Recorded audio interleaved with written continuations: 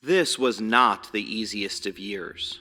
We ended last season forbidden from reaching out to our students for work sessions. We began this year full of uncertainty.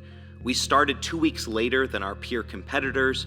At the beginning of the year, our team was broken, split along divisions of in-person and remote, A through Ks unable to see those in the L through Z cohort.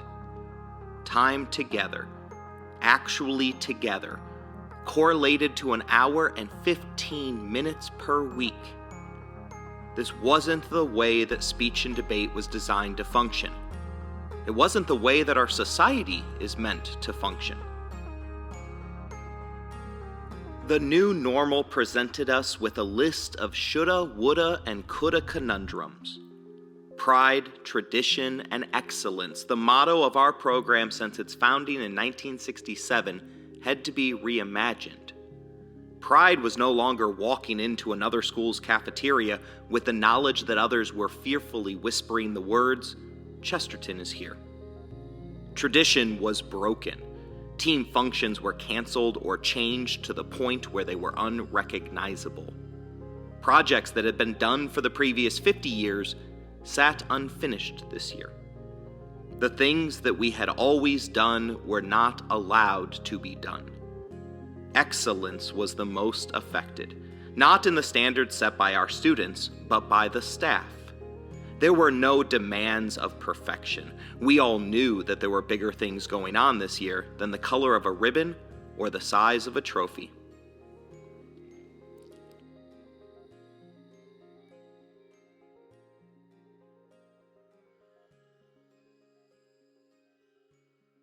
This season asked new questions of all of us.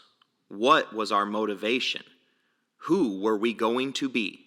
How would we respond to setbacks? Not everyone made it. The going was too tough for several members of our family. The challenges too much to overcome, the pain overcoming the pleasure. The motivation from the outside wasn't enough to master internal fear and doubt anymore. When facing adversity, you can think about what you should do. You can think about what you would have done, but your body won't go where your mind won't push it. Sometimes the only way is through. The group that we celebrate tonight is the group that made it through. We don't have a team state championship to show for this season, but the stories that we share tonight will remind us that this group is special. They were there when we started this year's race, and their efforts ensured that we got to where we are right now.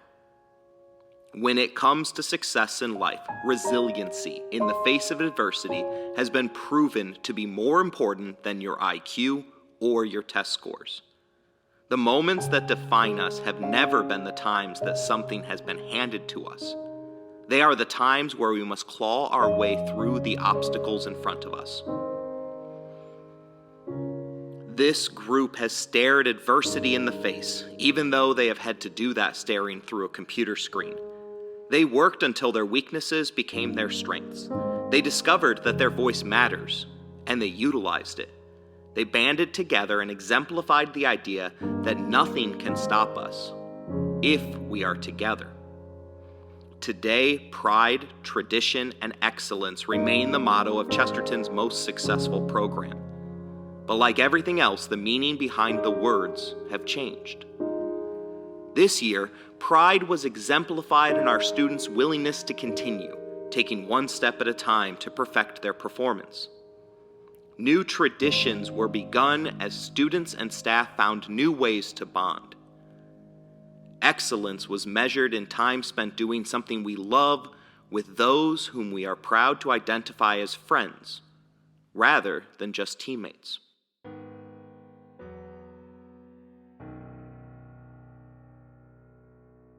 Those that have gone through our program over the last 15 months never have to worry about what will be said about you. You showed everyone what was possible. Others will be told that during the most difficult of times, this group kept going. You exemplified the idea that it is not the size of your burdens that affect you, but how you decide to carry those burdens. Your legacy will not only be measured by your performance this year, but in future performances, by the students that you helped to mentor, whom you gave an encouraging word to, and by those for whom you took your precious time to give to others. The pandemic gave us all the opportunity to be selfish, to recede from the wider world, and to give up our most time-consuming and difficult obligations. Today, we celebrate those who saw that opportunity and said, "No thanks." Tonight, we celebrate those that invoke Walt Disney, who told us that all our dreams can come true if we have the courage to pursue them. We celebrate those who knew what Mark Twain meant when he told us that the secret of getting ahead is getting started.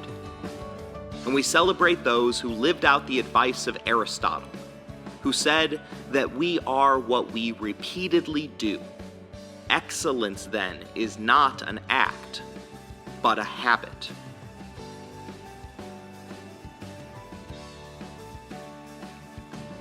To all those who persevered through the most challenging of years, our best and brightest years are still ahead of us, thanks in large part to what you did this year.